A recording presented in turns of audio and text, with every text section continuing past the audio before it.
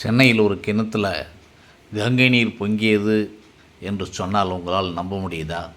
ஆமாங்க, அப்படி ஒரு கிணறு இன்றைக்கும் கூட அந்த கிணறு சென்னையில் இருக்கத்தான் செய்கிறது. அது எங்கே இருக்கிறது என்று கேட்டால் சென்னை புரசைவாக்கம் கங்காதீஸ்வரர் திருக்கோவிலில்தான் இருக்கிறது. பகீரதன் என்கிற மன்னன் நாரதரின் சாபத்தால் தனக்கு ஏற்பட்ட தொல்லையிலிருந்து விமோச்சனம் பெறுவதற்காக பாரதம் முழுவதும் 108 சிவலிங்கங்களை ஸ்தாபித்தான். அதில் 108வது சிவலிங்கம்தான் சென்னை கங்காதீஸ்வரர் திருக்கோவிலில் இருக்கிறது. அந்த லிங்கத்தை கங்கை நீரால் அபிஷேகம் செய்ய விரும்பிய பகீரதன் தானே வெட்டிய கிணற்றில் கங்கை நீர் பிரவகித்து வரும்படி வேண்டினான். அவனது வேண்டுதலை ஏற்று கங்கை அந்த கிணற்றில் ஆர்ப்பரித்து பொங்கியது என்பது வரலாறு.